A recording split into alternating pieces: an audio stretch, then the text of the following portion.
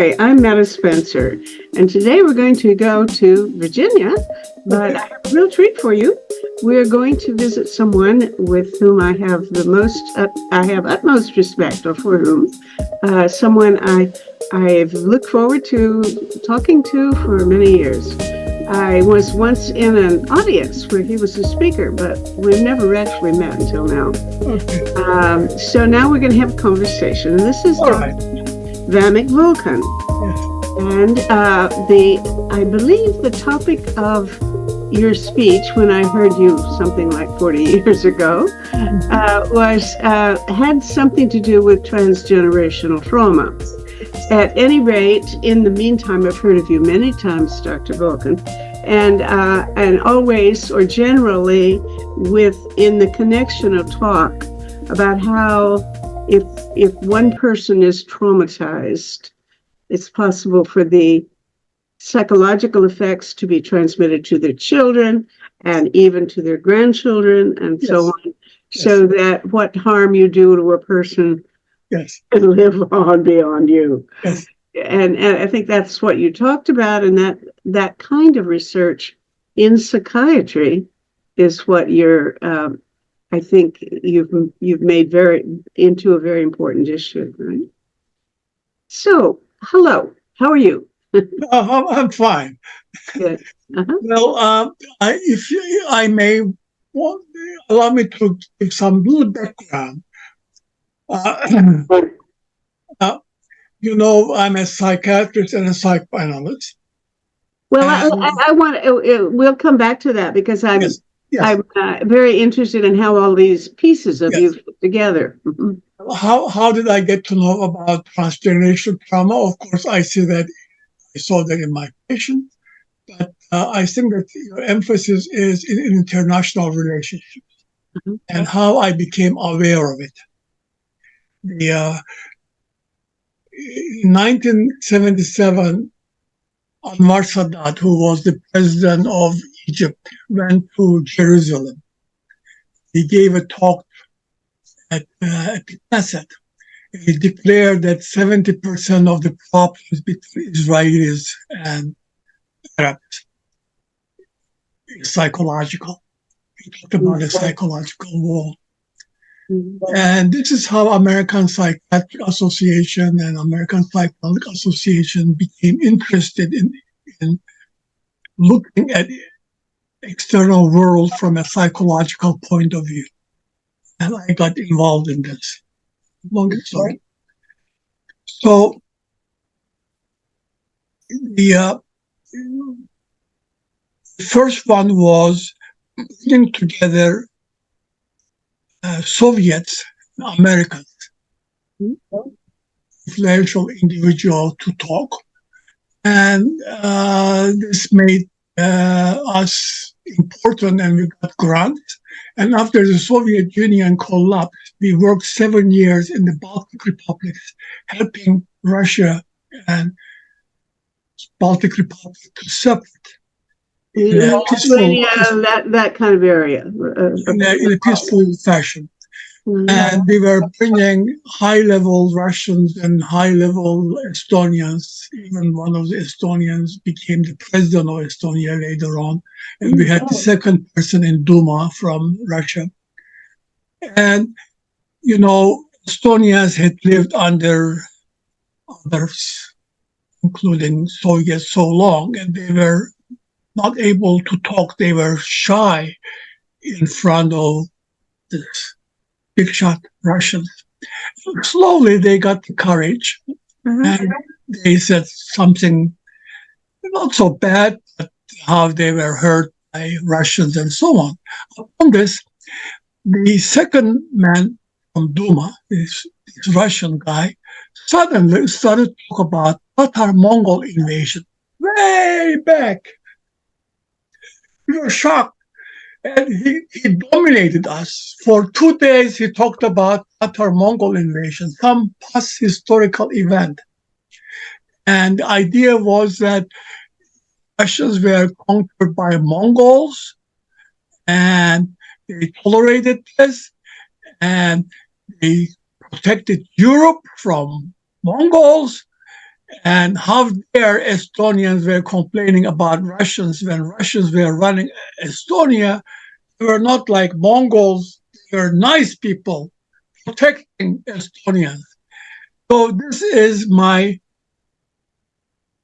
first and most important experience that Mhm. suddenly all historical events become involved in Oh, yes. present day problems.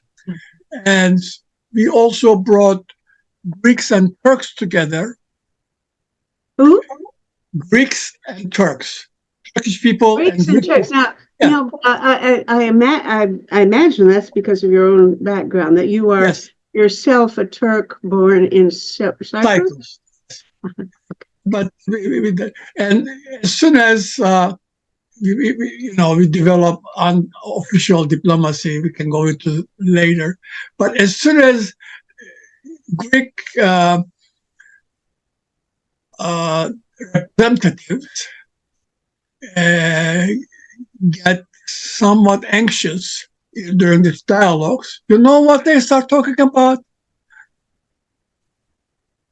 The conquer of Byzantine by the Ottoman Turks, 15, 1653, whatever, 600 years ago. So I learned this, and the importance of transgenerational transmission, how they become involved in present day issues, became very clear to me. And I wrote a great deal about these things, and I call these issues chosen traumas. Some traumas, like the Holocaust, it's still so hot. If you go to Yad Vashem, still you get and you meet people who had grandparents or relatives who died in the Holocaust. So it is not yet a chosen trauma. It is not hundreds and hundreds and hundreds years old. It is undigested. Right. But even now, as we are talking, the Israel-Hamas war taking place, and everybody, not only me, but so many people talked about how Hamas terrorist attack induced the feeling of the Holocaust in Israelis.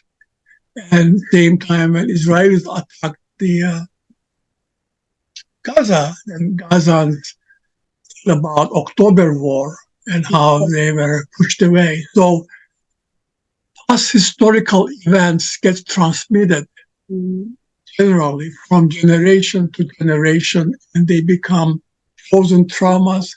And if we do not pay attention to them during the official dialogues, you can talk until you are so tired. You want to go to bed. So this is why my 30, 40-year work in international affairs taught me that we need to pay also these rather hidden aspects of resistances, and that would help. Yeah, I host a monthly town hall meeting for people all around the world who are activists. Yes. And one person who generally shows up is Dr. Charles David Tauber in Vukovar, Croatia. And he very frequently mentions your work because, of course, I think the classic example of that chosen trauma of somebody picking on an event hundreds or 1,000 years ago, practically, would be there's a certain defeat that the Serbs went through in some place. At the hand of Ottomans. Yeah, and this is the Battle of Kosovo.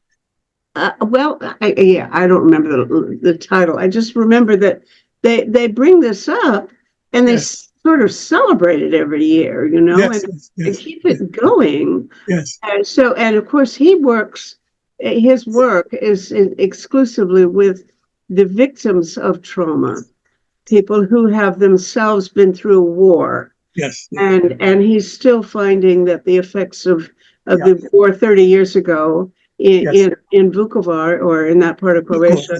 Yeah, I'm sorry. When I mentioned, I Mhm. want to mention that when I'm talking about the Battle of Kosovo, I'm talking about Serbs, not about Croats. But in every problem with Croats or with others, Serbs go back to the Battle of Kosovo. Mhm. Yeah, Mhm. Mhm. yeah, Uh, but as in a in another sense, there is the transmission, not necessarily with the reference to history, but of course. simply the fact that if a person has come out of a concentration camp or has been Yes, tortured or yes, whatever, and this certainly has a psychological trauma, of course. and that their own children will probably in some way Yes, be affected by it. absolutely. Yeah. Can I, we, yeah, yeah, let's talk about that, because I mean, there we yes, always start yeah, off with historical, and it's yes. not just that, Yeah, that is, it was named by William Nederland, who passed away a long time ago, and he was kind of a mentor to me. He named it survivor syndrome. Uh-huh. Okay. And in the psychoanalytic literature, there are many, references to survivor syndrome that people who survived had all kind of feelings like loss, grief, not being able to go through mourning, sometimes guilt, they survived and others died, and so on. So that in the psychoanalytic literature, there are all kind of references to this topic.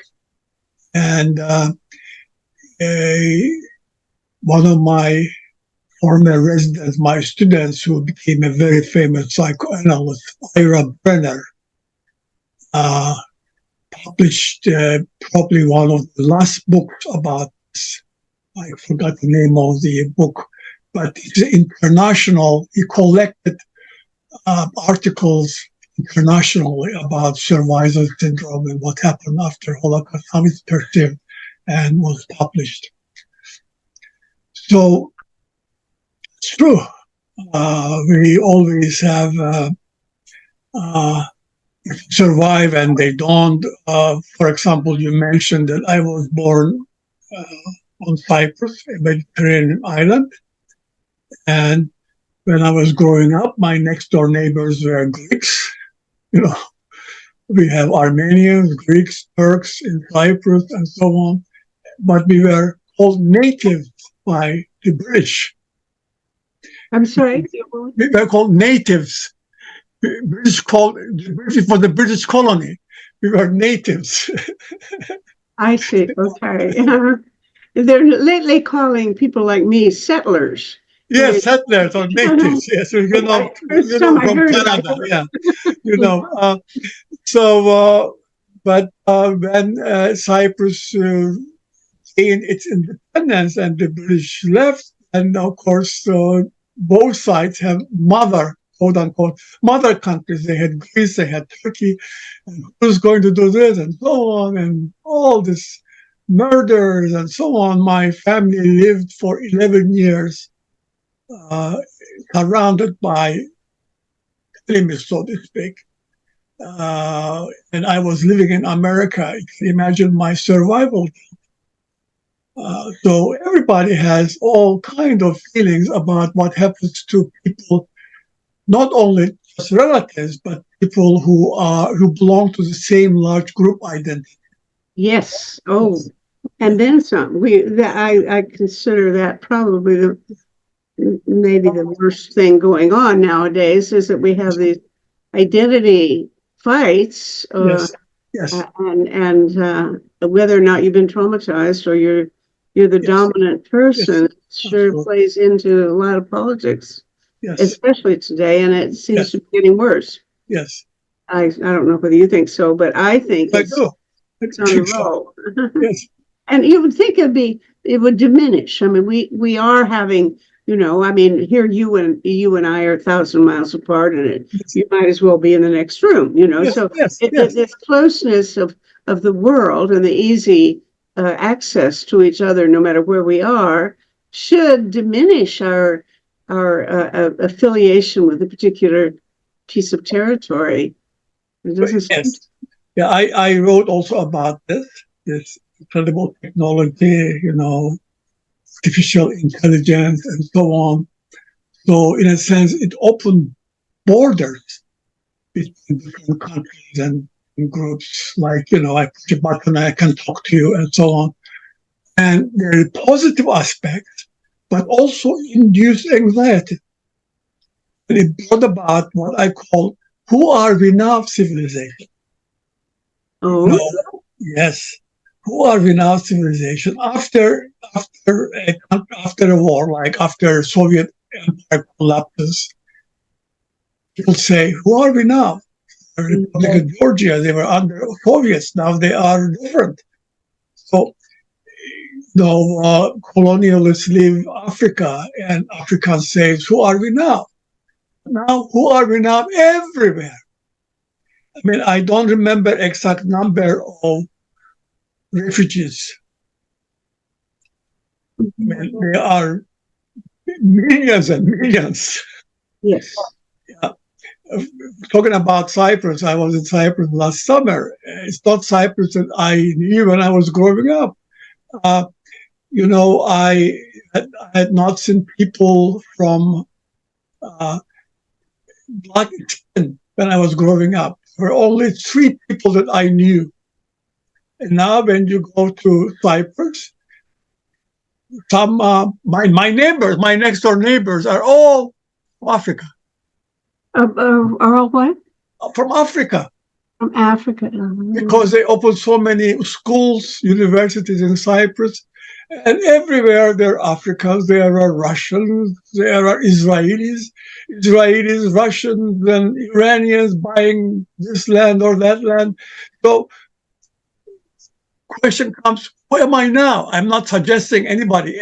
By the way, everybody is same. Wherever you go, human beings are the same. We have the same psychology, same mind, same background.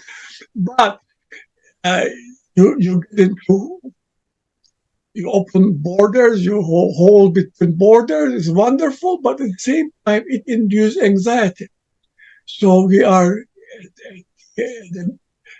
uh, what I call a civilization of who are we now civilization at this point. And it's Well, now tell me adjustment. whether, if by input, I mean, of course, all I know about Cyprus practically is that the Greeks and the Cypriot Turk population have not gotten along for a long time, and there certainly has been But that's not.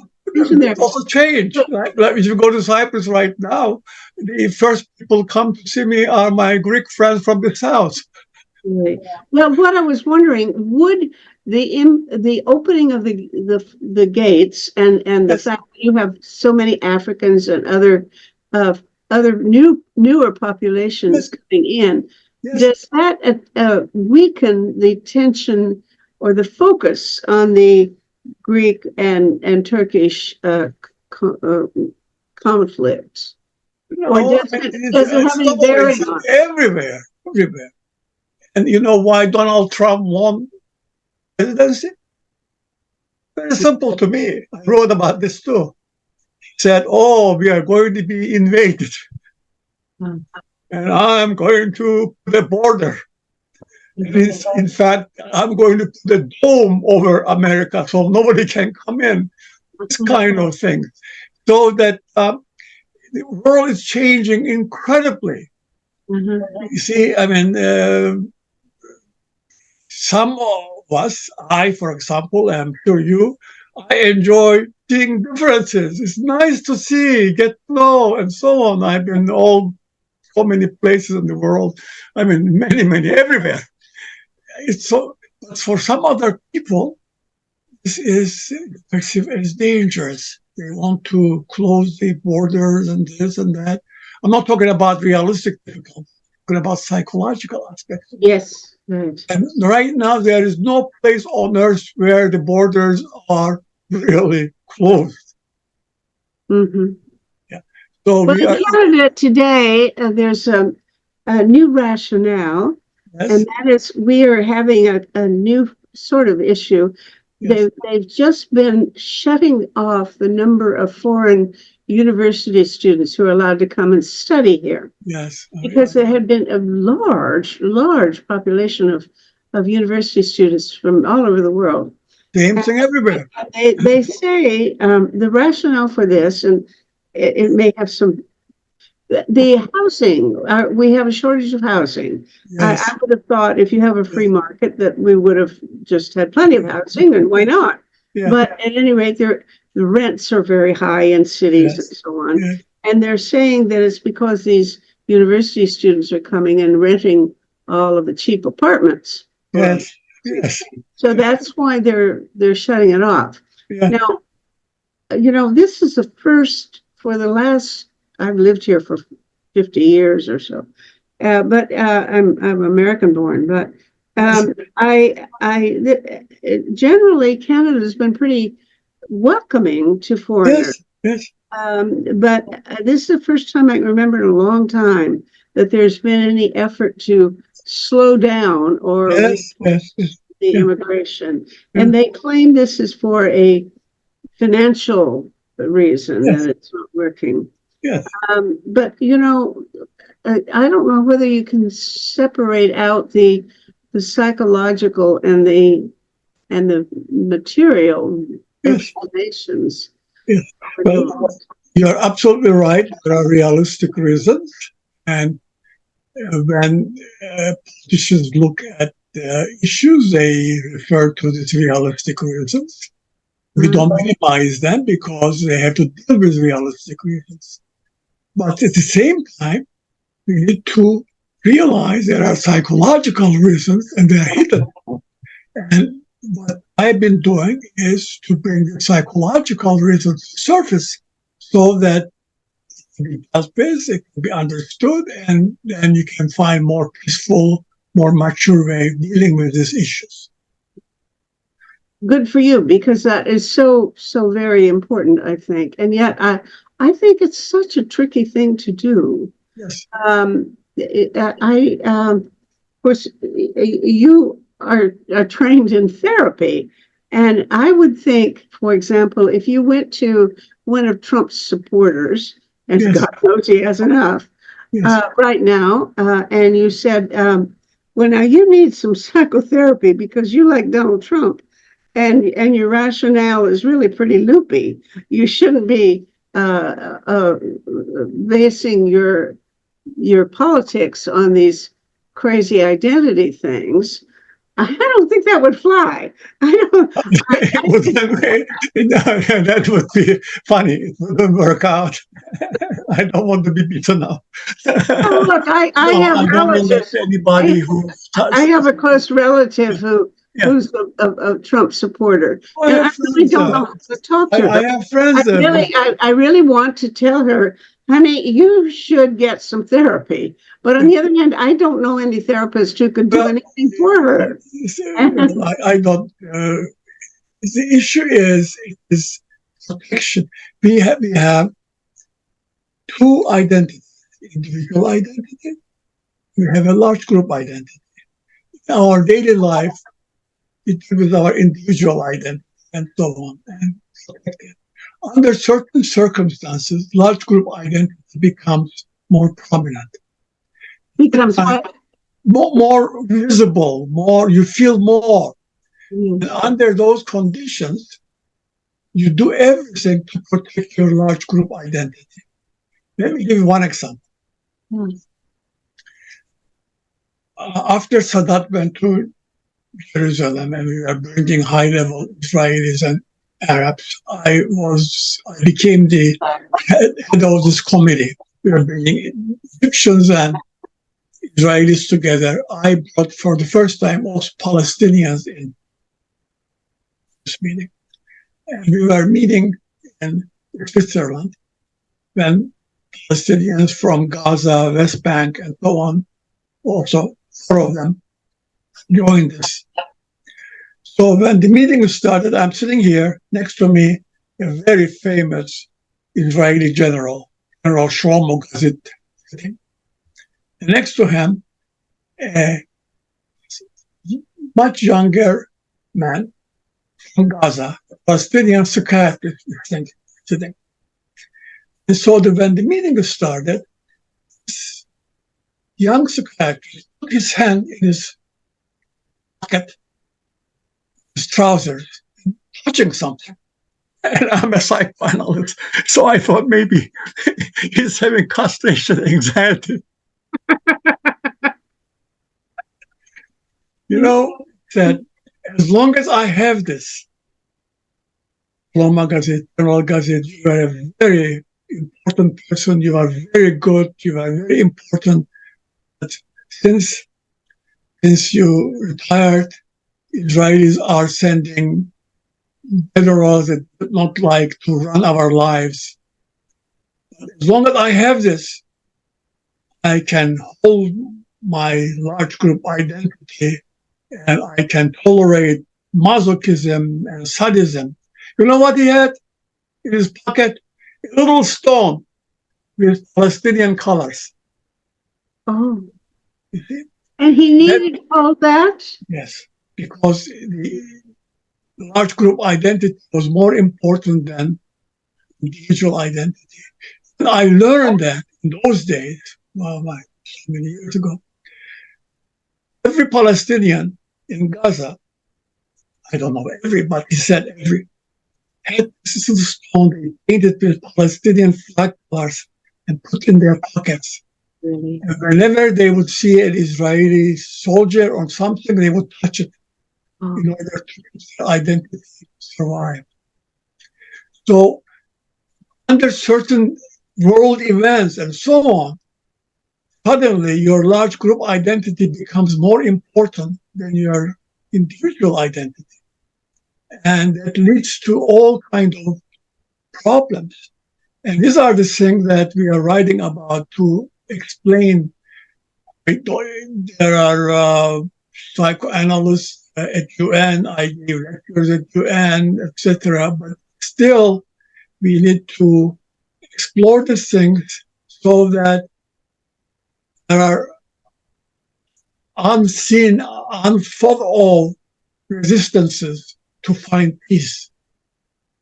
And okay, I want to talk about how you actually help people who have this, what I would call a problem, but they obviously don't think it's their problem. They think the problem is in the other side. But at any rate, but one of the first thing that occurs to me is that I believe you're still affiliated with the Austin Riggs.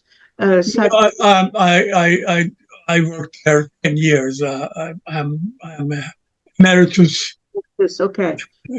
Well, in any case, at the time, I was thinking, can't quite visualize how psychoanalysis, or at least the kinds that I'm familiar with, could be very useful in handling that kind of psychological trauma, that intergenerational identity issue. No, psychoanalysts cannot do that. No. That's what we have to. Glad you said psychoanalysis, I mean, they go to their offices, their patients. I spent 30 years bringing together Arab and Israelis, 6.5 years before the also things. I worked with, after Jimmy Carter was no longer president, I worked with Jimmy Carter Center for years. I went to Africa with Jimmy Carter and Rosalind Carter, bringing together African leaders. Wonderful.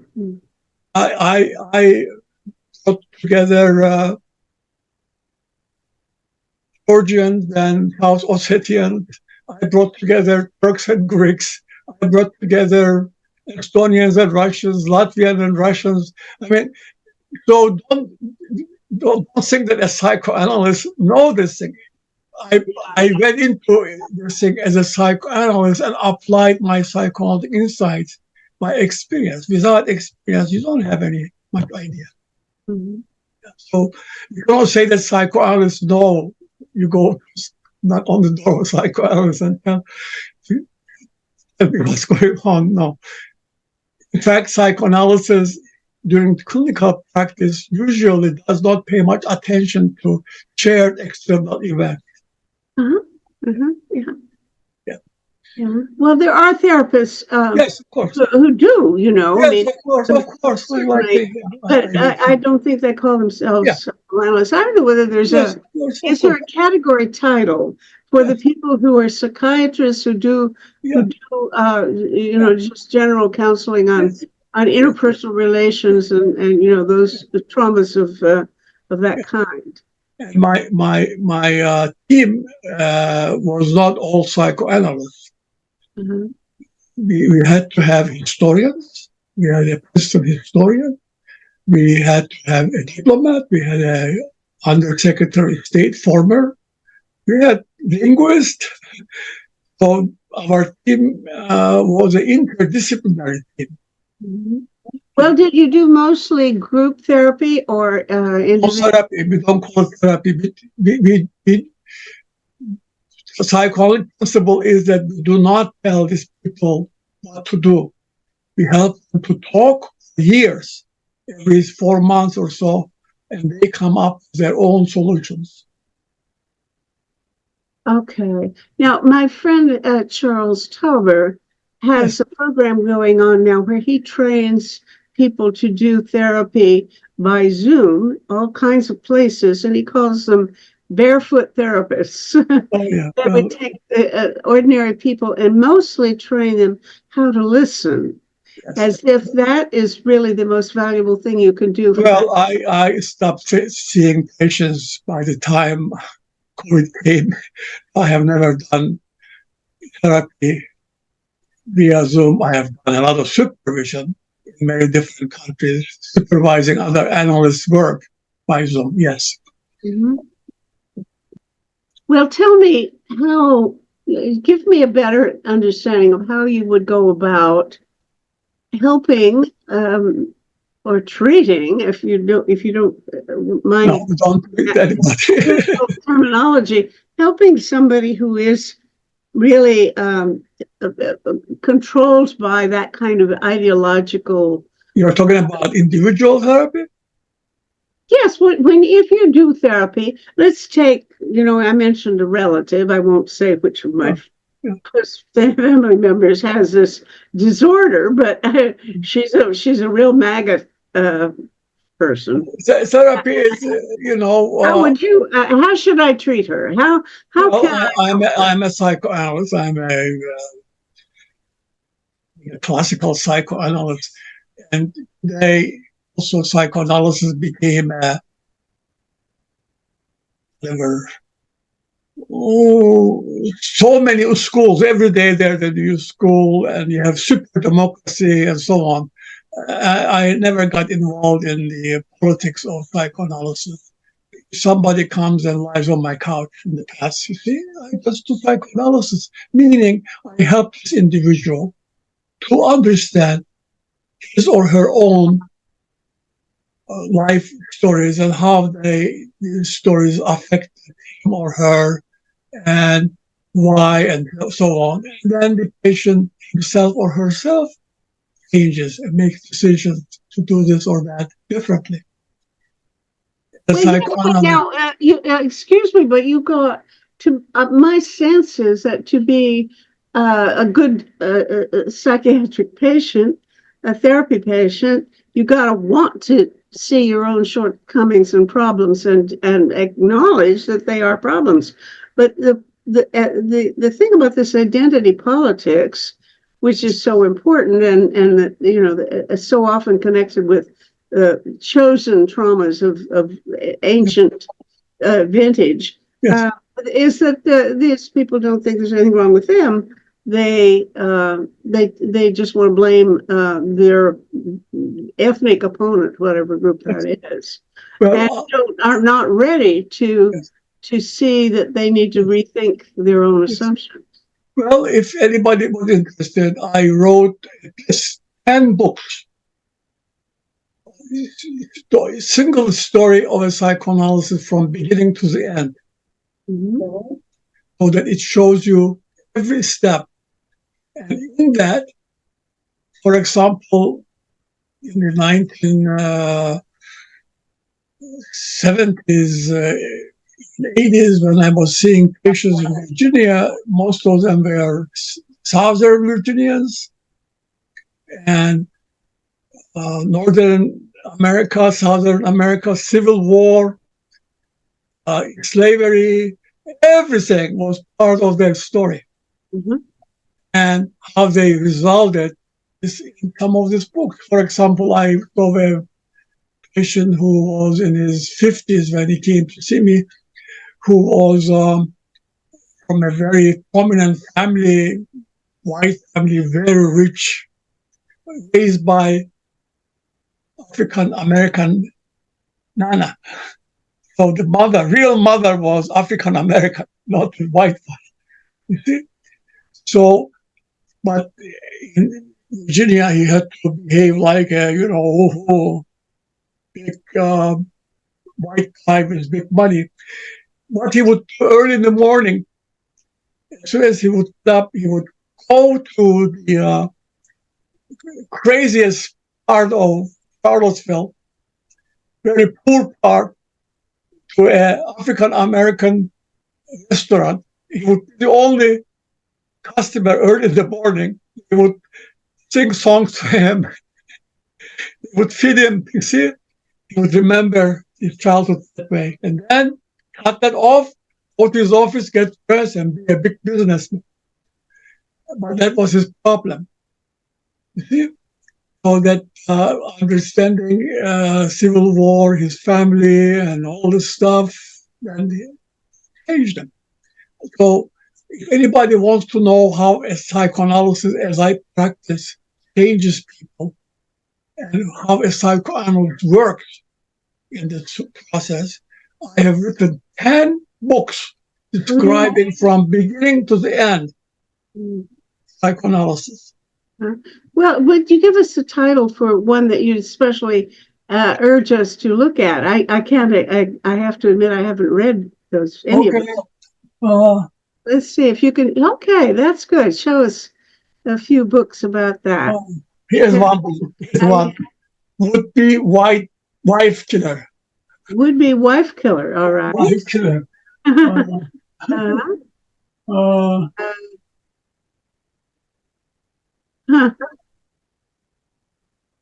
They're the one that I told you about, who used to go to searching for a perfect woman. Searching for the perfect woman. All right. Yes. It was the rich white guy. This is a rich white guy who was who was raised by a black nanny, and black nanny did mothering. Real mothering was black nanny. All these things that happens in our external world influence us, sometimes in a good way, sometimes in a very difficult way. So that don't say that go to a psychoanalyst and psychoanalyst tells you what you have to work on this thing. Yes. Yeah, and study external traumas or external world. I mean.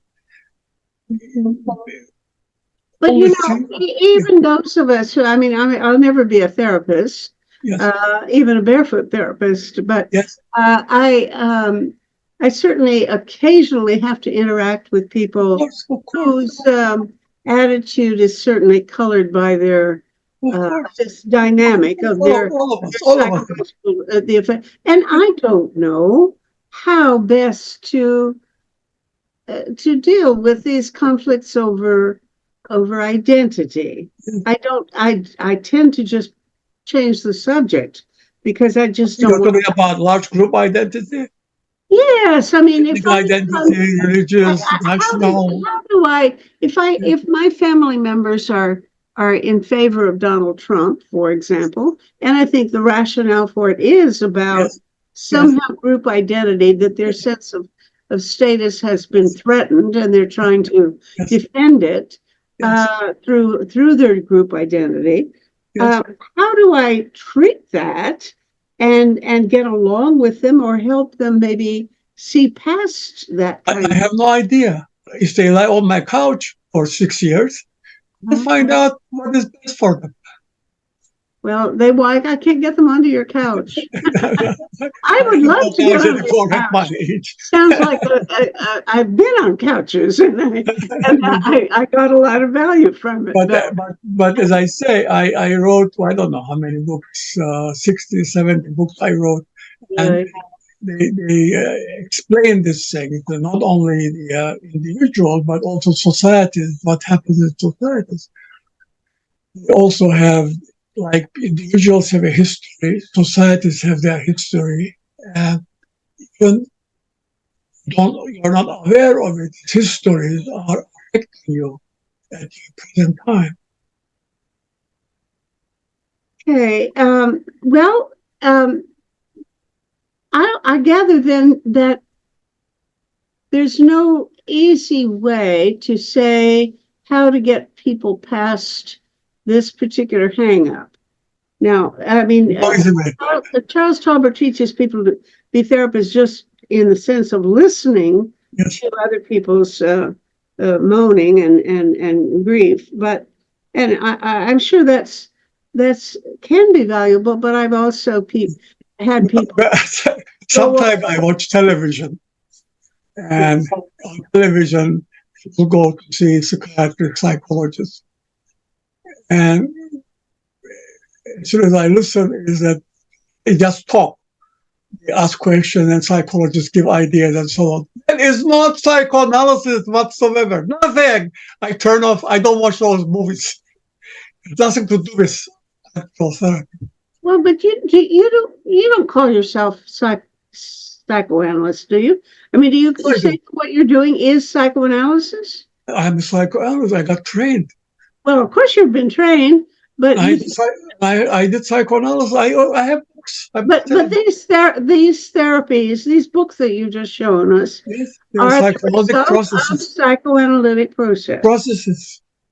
3 years, 4 years, 6 years from beginning to the end, so that it illustrates what happens in psychoanalysis. Yeah. Yeah. So do you have the therapy that you talk to the patient and you advise or do this or that? That is not psychoanalysis. Right. All right. Psychoanalysis is helping the individual to understand himself or herself and decide what to change. I would think that if you were trying, I'm not, I guess I could never be a psychoanalyst in that sense, because I really want to influence people. I want to fix them, I want to get in there with my hands. Why not? I mean, that's a wonderful wish you have. Yeah. But I'm not good at it, and I don't ever succeed. That's the thing. That's not true either, in the sense that because you wouldn't be talking to me if you did not have some success in what you've been doing. Oh well, I enjoy these conversations with people, and I have some conviction that by putting them out there on the YouTube and our website, that other people occasionally will get some value from listening to it too, as they will probably from listening to you. So I feel it's worth doing. But I certainly I don't think I could be. I guess I'm not as good a listener as I am a director about how people should behave. Enjoy it. But I thought maybe you could give me some advice, and it sounds like that's no. I don't give advice. But you do seem to have the conviction that by listening to people and helping them in this very subtle way over a period of several years, they help themselves. They get better. They do. They help themselves. All right. Yeah. Well, can we think of ways in any kind of project? I'm talking about a yes. a global project, or at least a national campaign, or some kind of new institutional arrangement for Yes. addressing these issues. If you're going to, because one-on-one is a very slow way of changing Yes. the world, and there are not ever going to be enough psychoanalysts around to make much. Also, psychoanalysts are, America especially, there are so many types of psychoanalysis. I don't know who is called psychoanalyst. Uh, uh, But okay. I want to tell you that I started a process group called International Dialogue Initiative. National what again? Say International Dialogue Initiative.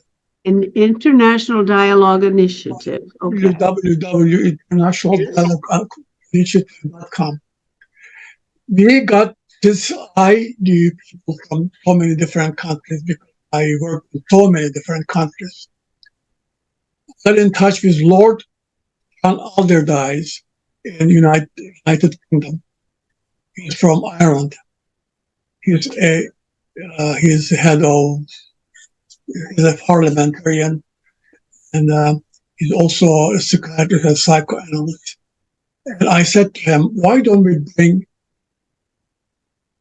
kind of intellectual and influential people from different countries so that we can look at world affairs together.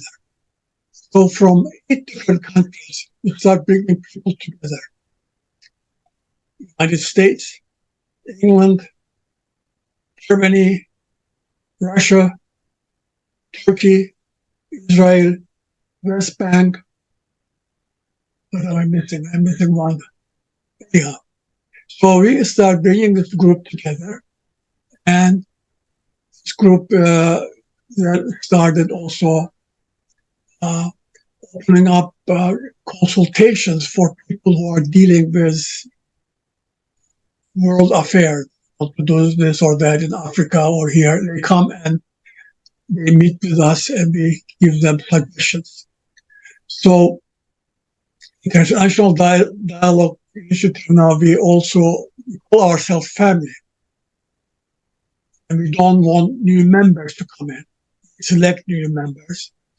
We select about 22 of us. Selected one from Poland and another one from England. And you may want to go to National Dialogue Initiative and see what to do. Everything is there. Mhm. And obviously, we have, after the war started between Israel and Gaza, we have members from Israel and we have Palestinian members. We are communicating with them and they communicate with each other to see what they can do locally. And we do not have yet a very serious way approach. Serious way of approaching, I call it the tree model. Tree model is 3 phases. One, myself and my members from my team, including a historian and a diplomat and so on, you go to a troubled country or a country in some kind of problem with a neighbor, and we spend months or years, I don't mean to say same time, we go again and again. We talk to from president to taxi driver, Mhm. from people our age to it's in the elementary school. Mhm. And we find out, beside the realistic problems between countries, what kind of psychological issues are behind. Okay. Okay? That is phase 1. After this, we don't do this secretly. When we go to these places, we always go and talk to, if president's available, president or king or whatever. We talk to them or their prime ministers or something, so that we do not do it secretly. but dialogues are just ours. Okay. After this, we also know people who's influential in these countries in conflict, and we choose maybe not more than 12 on each part, and we start second phase. There is a dialogue between these influential people who have connection with their governments, who have connection with their parties or organizations and so on, or universities. Mostly, for example, we choose some rectors of university or president's best friend or something. And we bring them together depending on grants. Without grants, you can't do this. But grants doesn't pay us any money. I never got even one single penny doing these things for 30, 40 years. Not my people. We only got our university salaries, nothing else. We get grants to bring them together every 3 months or 4 months, sometime in neutral countries, sometime in one country and the other country. So they talk. And there we use psychological approach. We do not give advice. We let them know why they have this or that, why they're afraid of this or that. Some simple things. For example, Estonia becomes independent from Russia. And there's the boat named Estonia, and the captain was Russian. And when they became independent, they put a captain, which was Estonian, and the boat sank. And that ruined Estonians' feeling that they will not be able to be an independent country. We find things like that. And we have these people talk, and they come up with own solutions. And they go to their own governments. They make new arrangements. Okay? And after this, we go to, if there are internally there are problems, then we go to different parts of the country. For example, Estonia, there are cities, 50% of Russians, 50% Estonians. Mm-hmm. And Estonia becomes independent and it will change there, but they don't know what to do. So we go to those places and have them talk and so on. So our work, international relationship, is not giving advice or suggestions. Our work is like psychoanalysis. It takes years. Yeah. Yeah. I was involved with something similar to that a number of years ago. I was active in something called the Helsinki Citizens Assembly during toward about the time that the Cold War was coming to an end. Yes. And we had meetings where at one point I remember there were 5 wars going on in the region. It was Azerbaijan and Armenia, it was, Ossetia, it was in Georgia, all these ex-Soviet countries. Yes. And they were each going through independence and had internal factions that were really very difficult. So what we did, we had a Dutch guy, Miet-Jan Faber, who was the moderator. Yes. We would bring these people together around a big table, 2 or 3 people from each of these countries that were in conflict with each other. But they had to take turns. Yes. First, they'd work on the discussing the Armenia and Azerbaijan files. Yes. Everybody else had to listen. Wait for their turn for then maybe the Ossetians get their turn. So, but the thing was that it had to be translated into English. Yes. They could talk to each other in Russian. Yes. But the moderator didn't know any Russian, so everything they had to slow down, and everything had to be turned into English for him. And it was very helpful because it slowed them down. If they got heated, they had to be quiet a little while, and then the other people could listen. And we found that the other people listening could see their problems in the group that was making was at the moment dealing with theirs. Yes. So everybody could see something about their own issue by listening to the other conflict.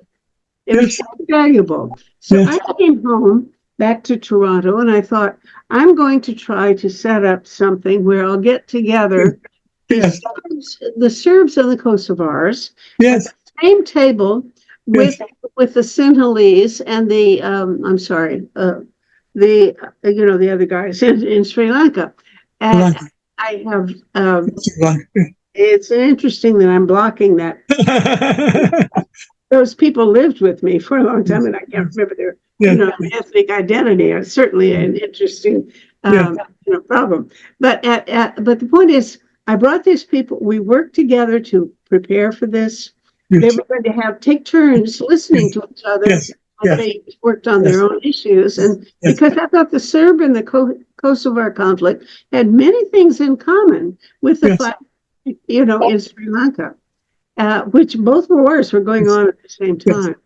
yes, We could not get them into the same room with each other. yeah, yeah, They would not, they would yes, talk to us separately, but yes, that wouldn't right, be, they would not listen to their opponent yes, in their identity problem. yes, yes, And it was only, of course, after the war they would, but yes, while the war was going on, you couldn't get them into the no, same room.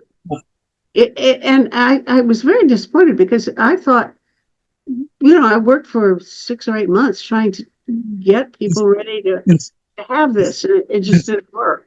yes. Uh, would you say that would be what you have to expect in such a situation? Well, you know,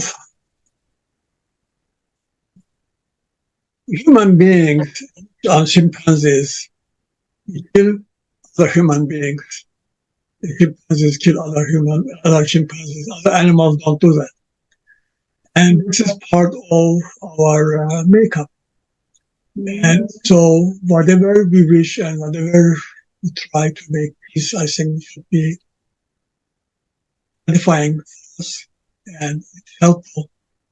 But also, I have the pessimism that wars and all the bad things will continue to happen. I mean, look at what's happening right now. So, we should, I'm making a summary. Being a psychiatrist or sociologist or historian alone, you can tell many important things. It is all, you have to put all together. And even if you put all together, it's still, sometimes they can listen to you, sometimes they cannot. Uh, but what my team and I, we wrote so much in books and so on, and not in America, but other countries, were able to listen to us. They were really able to do peaceful things. Why do And you think in America they wouldn't? This is interesting to me. America, I was invited to give talks at CIA and FBI and so on. And then they came to me and they said, would you join us? Be a CIA? I said, I'm sorry, I want my academic freedom, and so on. And still now and then, we even gave lectures. My team, and and lectures we gave. But America is so big and so on. I mean, it's depends on who's the president, who's what. I got to know Jimmy Carter very well. I worked with Jimmy Carter, San Roosevelt. My God, they're such good people. I mean, I went to them to. I told you I went with them to Africa, and one night we were sitting around. We had a hotel just for us, a small group. Olaf Palme's wife was there too, and staying in his hotel and all. And one night I was playing jokes, and one night Jimmy and Rosalind are not there. I said, "What happened?" Oh, they said to me, they got in a little plane and they were going to fly somewhere, land in a river, and war is happening on both sides, and they were going to stop it. My imagination was they're going to land and they're shooting and they may get killed. and I couldn't sleep for 3 nights until they returned. This kind of, people also become leaders, but there are also all kinds of things. So the issue is we are coming up ideas and books and so on describing the psychological aspects of large group identity and relationship and so on. And slowly this may find their ways to international politics. And why I am so hopeful? I tell you, the biggest gift I got for what I have been doing in my life, the biggest gift I received from what I have done is almost every other week, some student, university student from somewhere from the world, from India, from Croatia, whatever, writes to me, and they're using their doctor thesis on this topic, so that there's a generation that are reading these things. So you're hopeful that other younger people will not have quite the same hangups. Well, it could be, from what I'm perceiving, is that younger people are paying more attention and writing their doctorate thesis on this kind of psychopolitical issues. Well, I hope you're right. I sure do, because I certainly see that it is a very, very crucial factor in the future of the world, really. Yeah. Okay. Well, this is absolutely wonderful talking to you. Thank you. I'll be meeting you again if we were able to talk. Thank you so much. Thank you so much. And God bless. Take care. Right. Bye-bye. Project Save the World produces these forums. This is episode number 584. You can watch them or listen to them as audio podcasts on our website, tosavetheworld.ca. People share information there about 6 global issues, and we welcome your comments too. To find a particular talk show, check the scroll list on the homepage or use the search bar. Project Save the World also produces a quarterly online publication, Peace Magazine, which now serves as a free of charge newsletter to help mobilize knowledge about 6 global threats to humankind. We gladly email the magazine as a PDF or link to any interested organization in the world to prevent global catastrophes involving war and weapons, global warming, famine, pandemics, radioactive contamination, or cyber risks. Just email us at office@peacemagazine.org, and we'll add your group's email address without charge to our list. Please type "subscribe my group" as the subject of your email. For individual subscriptions at $20 Canadian per year, go to pressreader.com on your browser and search for Peace Magazine.